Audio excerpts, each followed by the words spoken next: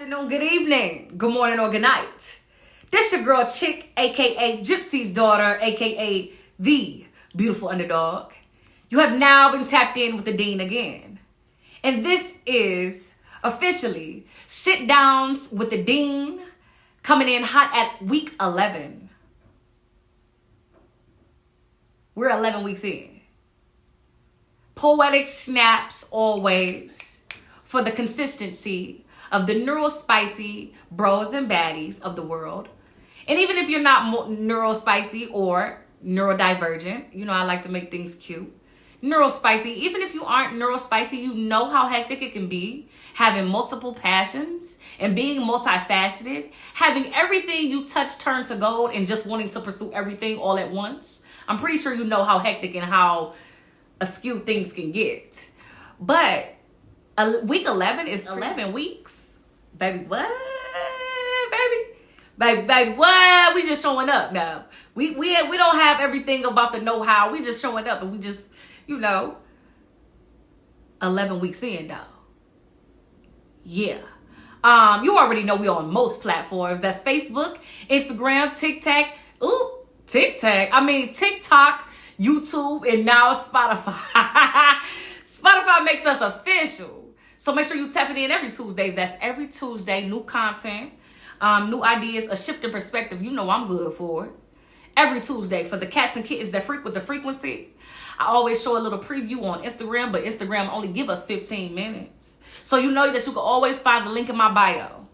Or you can follow me and link up with me and comment and like and subscribe on any of those other platforms mentioned. This week, I want to dive into the topic of grit ideology. Some research. You know, I like to look up the real definitions of these real life words. And when I say real life words, I mean like words that make you think.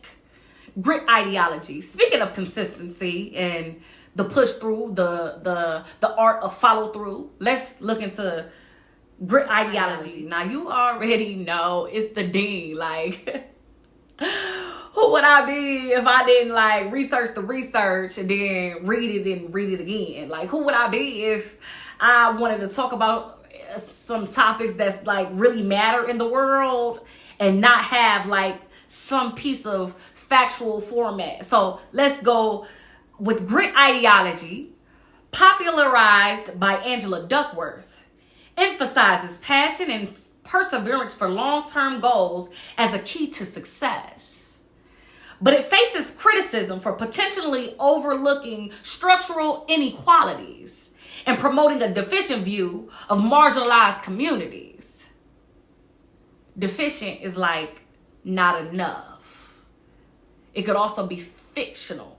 In my opinion, when I read this, that's what I'm getting from it. What do you feel when you hear that? How does that make you feel when you hear the word grit ideology? I'm pretty sure grit is what's caught your attention, right? Me too. For real, me too. And I had this talk. We sat in a conference. I will keep bringing this conference up. Shout out to Serve, Ohio, and shout out to the Columbus, Ohio venue that held us at that time. And it was just really cool. It really dope. And I was the star of the show. So yeah. But anyway, grit ideology was talked about and it had me tearing up for real. Because we were looking at facts and we were looking at demographic and we were looking at the inequalities that we spoke about when we talked about the definition of grit ideology. But I want to just talk about some examples of grit in action. And then that's kind of going to be our sit down for today. Grit ideology regarding perseverance and passion. Every time I think about it, I think about how many times I tried, right? When I think about grit, that's what's the first thing that comes. How many times have you tried? How many times have you actually just I think about passion projects like Chop Chick Vanity, The Lash Lord, the original Lash Lord, Gypsy Taboo Artistry, Nurse Green, Paige Green as Nurse Green. I think about the alphabet soup behind my name currently on the credentials that I do not use currently. I think about Sit Downs with the Dean, This your girl Chick, aka Gypsy's daughter, aka the beautiful underdog. How many times have you tried? Perseverance and passion. I want to read you this real quick. A student who consistently revisits and revises an essay multiple times, or a sports player who doesn't quit during a tough season, demonstrates grit. How many times have you tried regarding grit ideology and perseverance and passion? How many times have you tried? How many identities have you held? Maybe you're not as neurospicy as me. The brand that I'm trying to build now. And when I say I'm trying to build, meaning it might get revised again. You might not be as neurospicy as me. You've held different identities, and each identity or each passion project that you made of yourself unlocked a new level of yourself. Maybe it's not like that for you. Maybe you just keep revising an idea that you really have faith in, right? You really got grit behind it. You know what I'm saying? It's passion, it's perseverance behind it. Project Elite Image, Project EI, like AI, but EI is Elite Image. And I want to be at my highest self. I want to operate out of my highest potential, because I've heard so many years, oh, Charmaine, you have so much potential. And everything that I've done, everything I've tried to pursue, people always tell me, you have so much potential. You have so much potential. You could really be doing this. You could really be doing that. So Project EI, Elite Image, started as me becoming a notary and a signing agent. Because I'm in Ohio and everybody is doing something along the lines of business or business related, and I have to be at the top of my game. I have to stand out, honey, and my name alone has always, and this is just some other leisure studies that I learned, but the name matters. Your name matters. And the grit behind everything that I do, the perseverance behind everything that I've ever tried, because I am a trier, honey. And if it ain't working for me, I am quick to move on. People know that too. Some people might say I'm inconsistent, but no, let's just talk about the positive things. The grit, the perseverance. Project EI started as me being a notary and a signing agent. When I was a barber, I was a teacher. I was a lash tech. I was what else was I doing? I was doing a lot of different things. I've worked in the healthcare field. Then I worked with the kiddies, with the youth. And so I've had many different titles, and some who don't understand that every class has a different level of understanding might not understand that at every different level was a part of me, genuinely. But I never quit. See, a person can easily look at you having multiple passions, like we talked about in the beginning, being multifaceted, having multiple talents and desires for different areas of your life, and say, oh, you're inconsistent. No, I'm just not one to dwell on things that aren't working, but I'm never going to quit just because it didn't work. So passion and perseverance. Go and move on to around the topic of grit subheading, which would be resilience. Surrounding the topic of grit ideology, grit in action. Resilience would be a person who bounces back from setbacks and continues working towards their goals. Even after facing challenges, amplifies grit.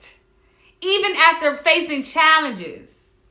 Even after every time you tried something, it was a flop.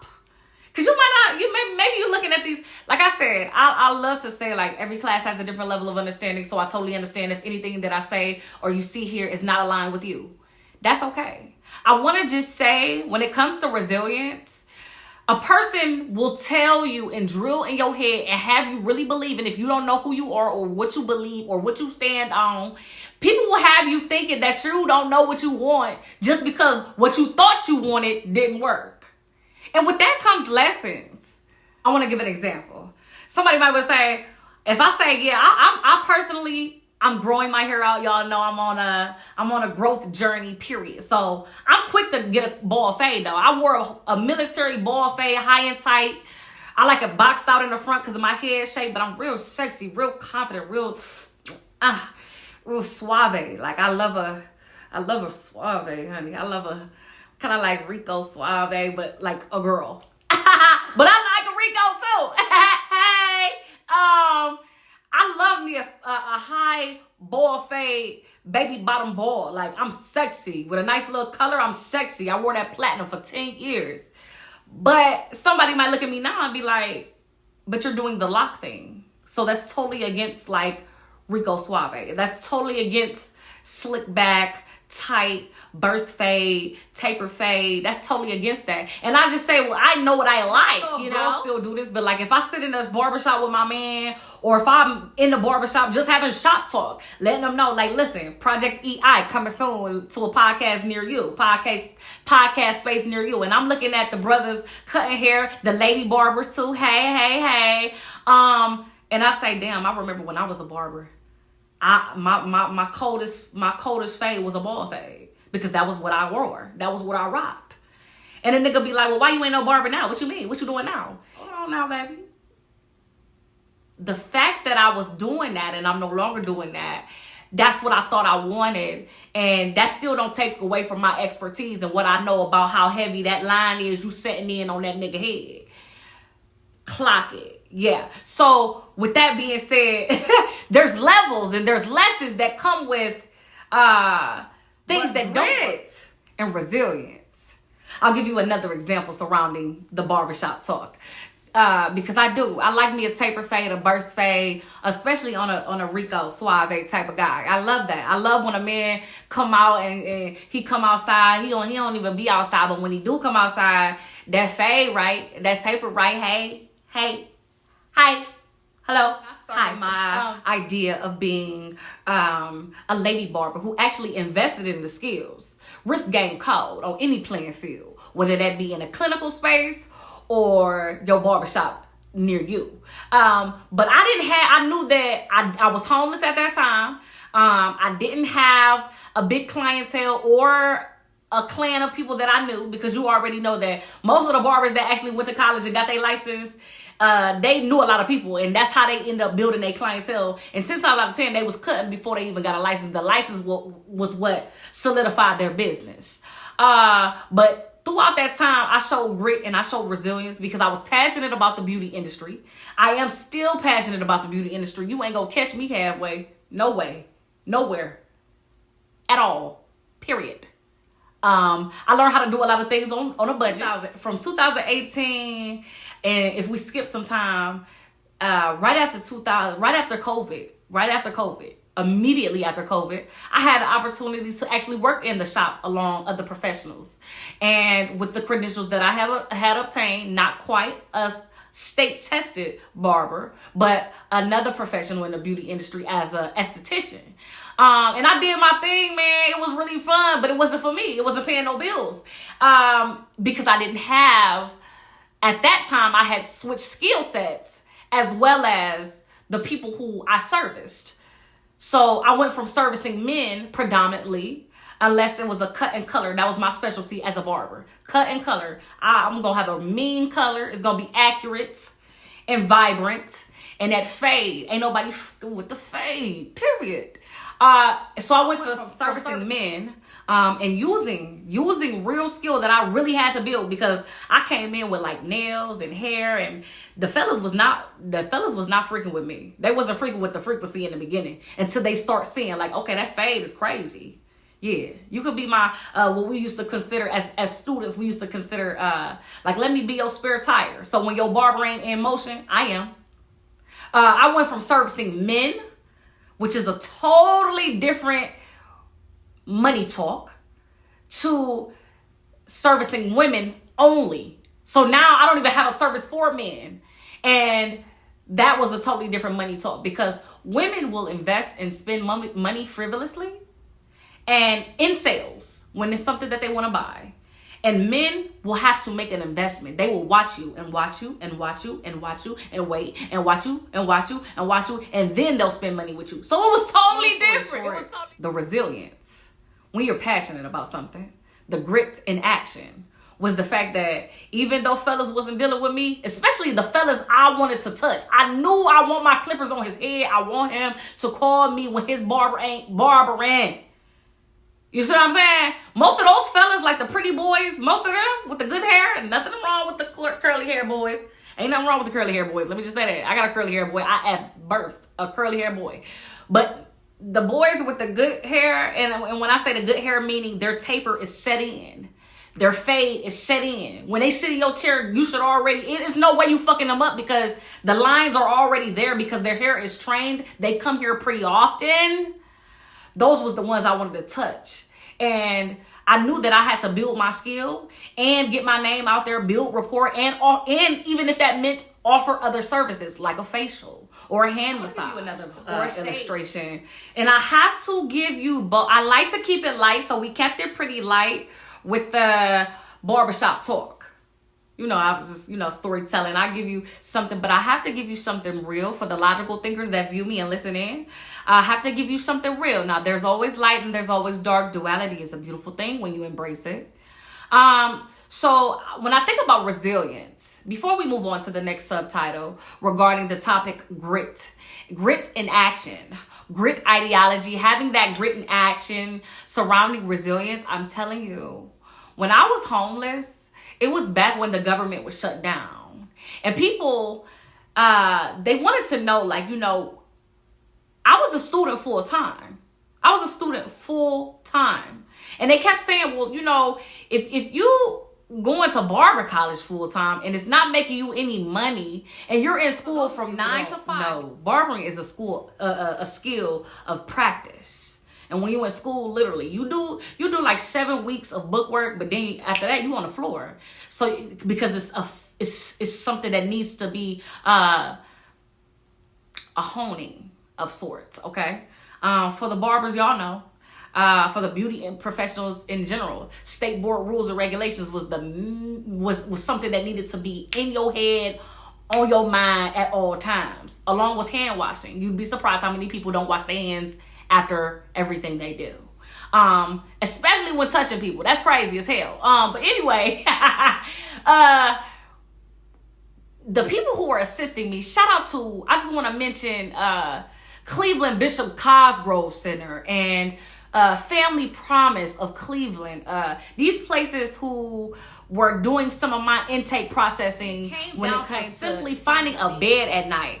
Mind you, I have a little person. My son was 2.5 at that time when I was going through my homeless situation scenario. It wasn't until he was 3 where I found stable housing. And the day that I found stable housing, I was still going to barber college every time that I had a ride, which I had people literally, I was parking my car in front of, shout out to Antonio. I don't like mentioning names, but what's going on, my yayo? Man, I would park in front of his house because my license was non-existent. And my tags, my 45-day tags was the last tags I was going to get for free without a license. And then he would make sure that I get to school. So shout out to him, but shout out to Milo as well. After I got my keys, March 9th, 2019. I would never forget, I had to go meet my landlord to get my keys because I was transitioning out of the shelter. We moved right on 102nd and St. Clair. Shout out to Cleveland, the 216. If you know, you know. That wasn't the ideal space that I wanted to do. But in 2019, it was okay. I ain't been over there in a long time, but it was all right. I was grateful. I was grateful as hell. I just knew I was going to, now that I have a place to stay and I'm stable and I'm trying to find my footing, I just knew that this was going to be it. I was very close to being done with school because if you understand that barber college was only 1,500 hours, or I think hair school is 1,500 hours, barber college is 1,800 hours. I may have had, if I got my keys in March, I knew that I would be graduating by June. Do you know they pulled me in the office and told me, yeah, they wanted to tell me, the faculty of the school that I was attending wanted to tell me well, now at the end, I'm here, I got my keys now, I'm ready, shit, I'm ready, I got a roof over my head, I'm ready. I wasn't even responsible in the beginning. I didn't have a roof over my head, but I knew that barber college was going to be it because I was going to be my own boss as I graduated with the skills that I built. And like I said, my wrist game was cold as hell, like a cold winter day in the 216. And they decided to tell me, like, if you sign this paper and you never tell nobody, we might consider you when you gather your footing and you be more stable. But we just think it's best that you just gather your footing and become more stable. And I did that. But after I cried like a baby, after I felt like it was the worst breakup that I could have ever went through, because the whole time I was exemplifying grit and resilience. I was showing perseverance every time somebody in the clerical world, in the corporate world, was like, we could probably find a place for you faster if you just go ahead and get a job. That means flush those barbershop dreams down the road. I was even literally putting up together some type of configuration that, like, hey, now that I'm learning the shelter system, or the system that I had become a part of so fast, so quick, based on chronic homelessness, which is something I had never experienced. I had never experienced until I moved back to Cleveland. But I was trying to merge, and I have always had this vision of merging the barbershop life, the camaraderie that you find in the barbershop, the mentorship that you find from a barber, the listening ear that a barber merge these lifestyles with what I was receiving in the corporate world from those who did help me. Shout out to Christina Christians. I'll never forget that lady. And then I met her mother, who actually let me stay after I had to redo an intake process. And I had never met that lady. She opened her doors to me as like in like a safe house type of environment. So I never actually met in person who was in charge of the house, the facility where I was living. I just knew that I had a couple days to stay there, and man, these people opened their doors to me. It's certain names that I'll never forget. Sandra Buckner, Tawaniqua Walker, social workers and black people in the community that girl, you just don't know, like, I was fucked up. Because my passions were like flush. Every time when we talk about resilience surrounding grit and action, I'm talking about these people seen me fall and was like, hold on, let me help you up, shit. And they knew their level of understanding was different than mine. At that time, I was emotional, I was vulnerable, and I was clueless. Shout out to Veranda Rogers. Shout out to Christopher Irons. These people who were put in my path, and they were just like, hey, listen, I know you're falling, but listen, here. This is how you jump back. This is how you bounce back after this setback. And this is what I want you to do if you think you want to get past this. You know what I mean? Hello? Shout out to Cleveland Central Catholic. West 32nd, I believe. Yeah. It's certain areas, it's certain places, it's certain things that they just trigger. When I look back at they emphasize passion and perseverance for long-term goals and success as a key to success. When I think of like grit ideology, I think about these people's names and how they might not never want to be mentioned, and I just did mention them on a platform that one day everybody will see. I think about the structural inequalities. Listen, these people understood the politics that was happening to me. But because I was vulnerable and less fortunate at the time, I was what was happening to me. When I say that, every class has a different level of understanding. So I totally understand if what I say or what you see here is not aligned with you. Listen, I came up with that off of experience. This is me using my platform to give you an illustration on resilience. I had to learn the demographic of where I was because I had relocated. I was new to the term chronic homelessness. Chronic sound bad. Chronic sound like something ain't right. Chronic sound like it could probably happen again. When I think about the patterns and then I look back, who has experienced this that I know? A lot of people. You'd be surprised. And it wasn't just about the homelessness part. And it wasn't just about how many jobs you've had or how many times you tried. Open this conversation today. Sit down. regarding grit ideology, and I'm breaking down grit in action, I asked you, I said, how many times have you tried? Because it takes grit to keep going. Grit ideology is the umbrella. But it takes passion and perseverance along with resilience to say, okay, well, shit, okay, we're not a barber no more. We're not homeless no more. I just learned what the hell chronic homelessness is.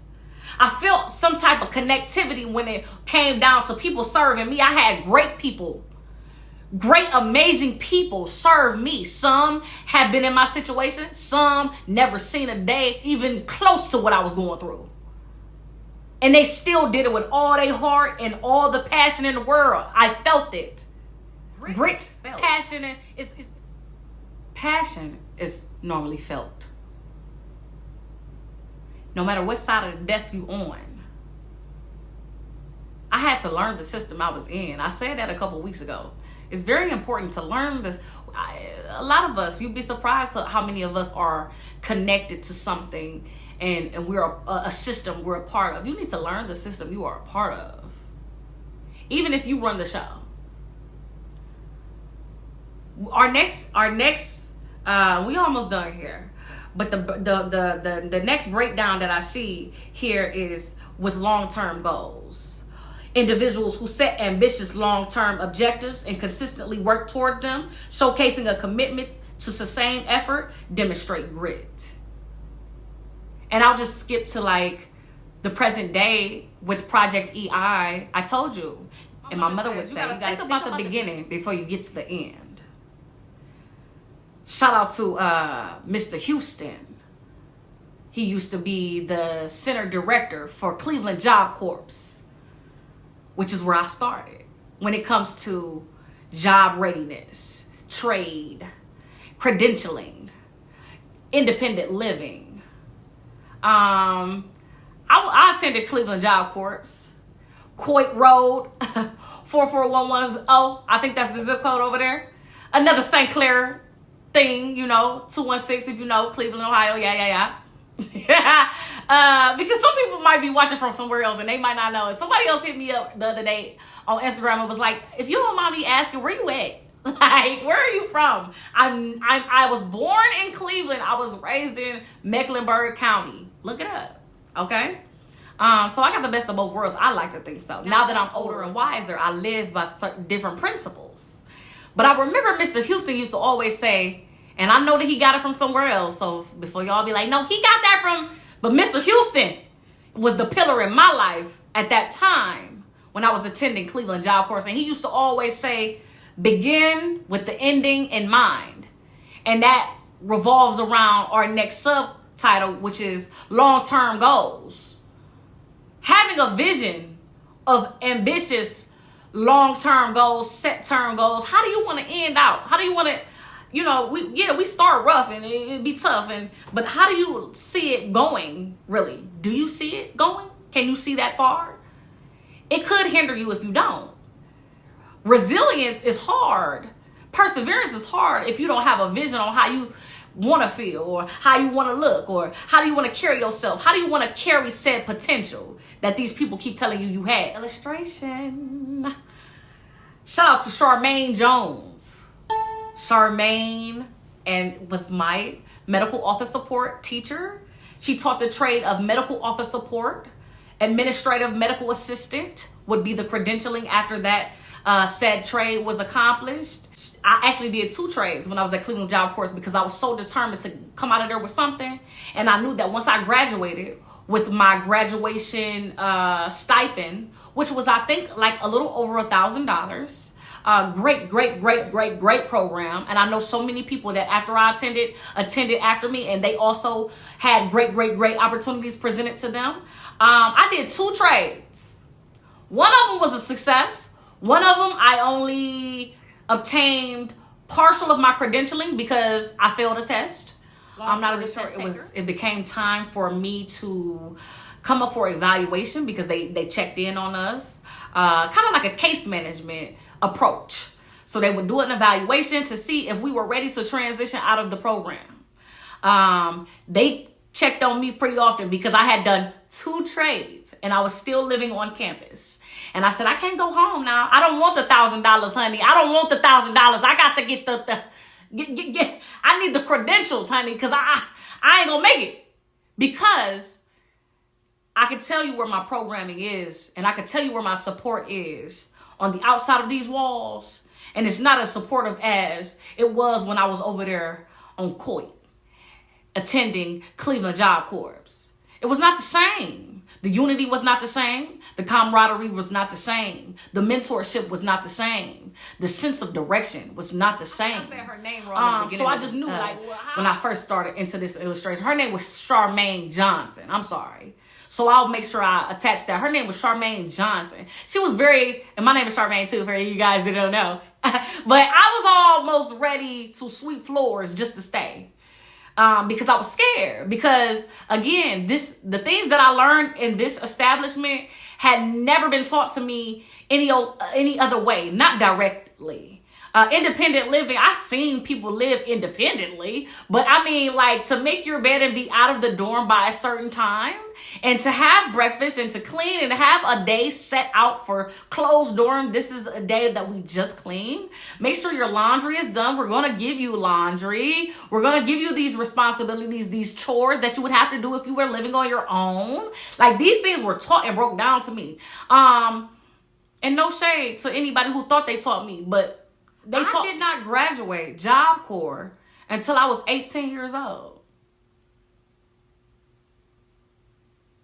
So I'm guessing that you can assume, and you would be right, that when I entered Cleveland Job Corps, I was a minor.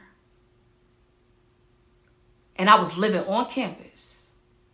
So technically I was already out in the world, and that's what my instructors were trying to kind of mold me into thinking, like, you've already been on your own this long, honey.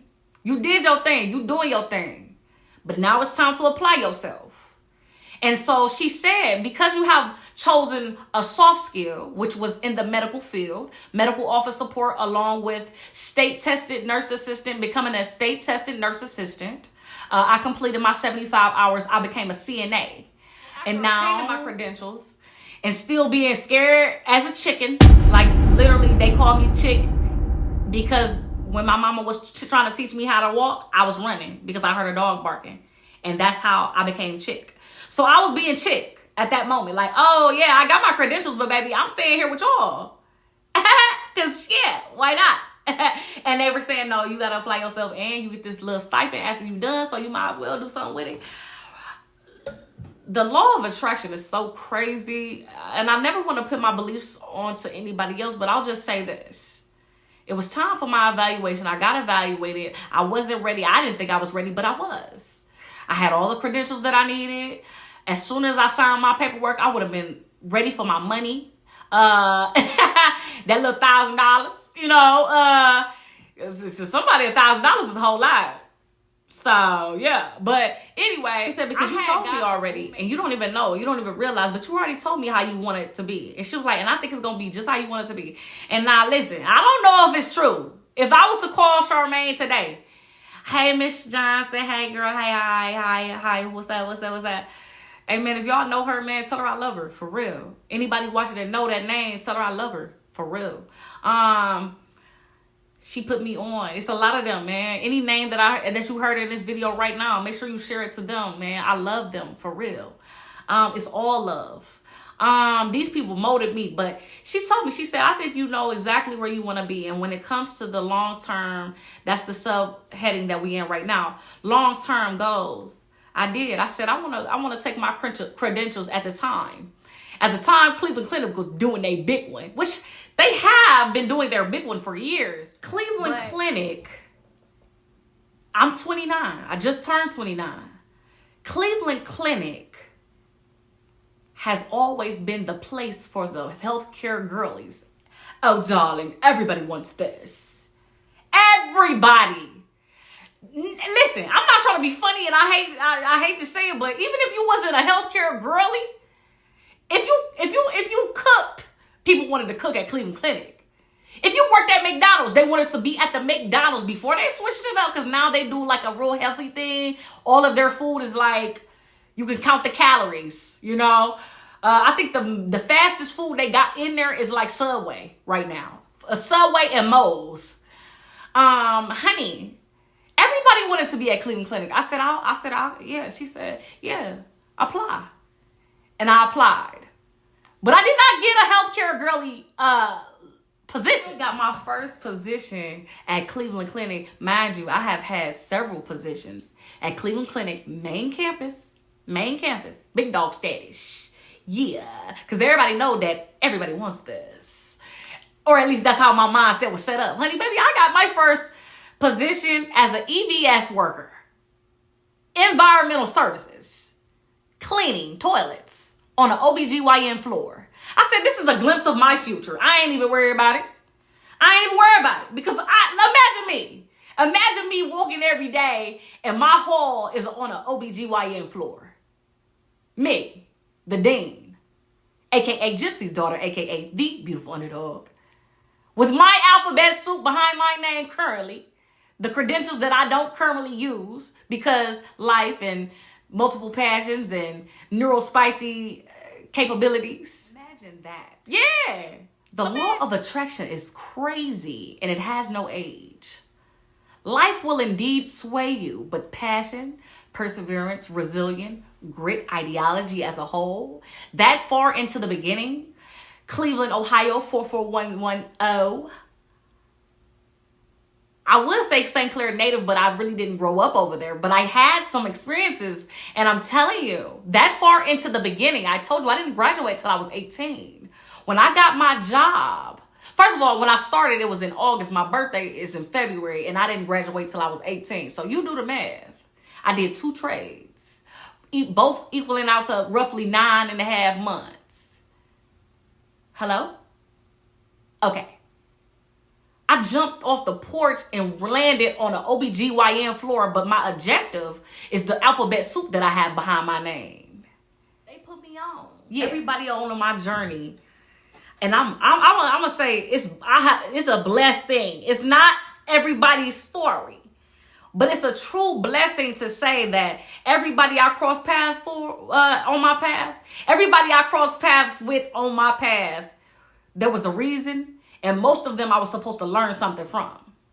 And like I said, life will sway you. Life come with turbulence. Everybody knows that. I'm not trying to be preachy or none of that. I'm just saying when it comes to long-term goals, right then and there, my life flashed before my eyes in a good way.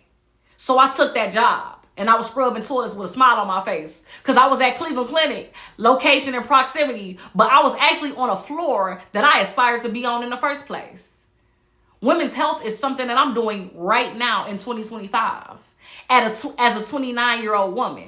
And yes, it's a more holistic approach, how I started and how I envisioned it, beginning with the ending in mind. It's a little bit different, you know, because circumstances is different. The turbulence was different. The redirections and making every reroute count. I had to make every reroute count. So I've done a lot of little things in between time. But when I think about it for real, like when I sit back and have a moment of reflection, those years of introspection, shout out to Mr. Lewis, Professor Lewis. I'm not gonna mention him because he really not for the camera. I got some good people that was in my life that I probably can't even never mention. And that's for real. That's the real. Like, you know, I met some people that had an impact on me, and it could be something as simple as cracking a joke that made sense, Coach Q. Like, I know some people in my life that played a huge part in the shift in perspective. It was the perseverance and passion, the resilience, the long-term goals that I had already locked in and set in. And it was the courage. And because I was scared as hell. Like, okay, yeah, I said I wanted like this, but like, I might be the only person coming from where I'm coming from, desiring the things that I desire. And who the hell am I to say that out loud? And having things locked in and grounded and set up for me. And having people in my corner that seen the vision and said, well, this how you gonna do it. And people that check back in and make sure, did you get there on time? Okay, maybe you a little late, but I want you to keep going. Because you take that route and you gonna get there. You see what I'm saying? Having that, it was the subtitle, and this is it. This is I'm closing it out after this. It's excellence. Striving for excellence rather than perfection. Understanding that mistakes are a part of the process. Okay? Because I can tell you, I can go way back. When my grandfather had pictures of me sitting on top of the tall woofer speaker that stood up off the ground like this tall with my legs crossed, because I was going to be using a corn dog as my microphone, because I knew that one day that my voice would be the reason. Okay? Grit ideology. And putting grit into action, seeing what it looks like. Like, what does that mean? It ain't just, ooh, I'm ready to fight. It ain't just, ooh, I'm ready to, I'm gonna just keep trying. Because, like I said, I tried many different things. We're not talking about insanity. We're talking about grit, perseverance, resilience, the passion, and the push through, the art of follow through. That's what we're talking about for real. Because like I said, it's a couple of things that I talk about, and they kind of go together if you really think about it. Like loyalty and knowing when to pull your power back. Grit. It takes grit and courage and resilience to stay at. Mistakes are a part of the process, okay? Excellence. And don't let it be brown. That's black excellence. Or any person of color. Because we did, but we didn't, but we did. But I like to keep it more personable. We kind of did, but we kind of didn't touch on those structural inequalities. Your demographic play a huge part. Proximity, opportunity, passion, and perseverance. I see why grit is what it is. I see why it takes courage and resilience. I see why, regarding grit in action, why a lot of pretty things are coming out of the grittier parts of the city. Shout out to 216. Cleveland was good. It's a lot of pretty things coming out of the grittier parts of the city. Excellence, which is our last point for grit ideology, putting grit in action. I want you to think about, before you judge a person on their chapter 10 and say, oh, they bougie, or they think they better than somebody, or they just always got to have a certain kind of way. This is self-absorbed. This is selfish. No. I want you to rethink. You know, when I tell you think about the thing, you should think about a shift in perspective all the time. Because I'm always here for the shift in perspective. You know I'm good for it. Listen, have you ever thought maybe specifically people of color, no discrimination, at least no more discrimination that we already receive? I'll say, when it comes to grit ideology and the structural inequalities that we touched on, but we didn't really touch on, because I like to keep the kind that comes after embodying the grit that is necessary to obtain whatever it is you're trying to do. I think you got to think about, and then we're forced to be more intentional, be more self-aware of what it took a person to get to where they at. Or even if we don't think where they at is the end, like on your level, where I'm at might be small. But you don't know how many times I tried.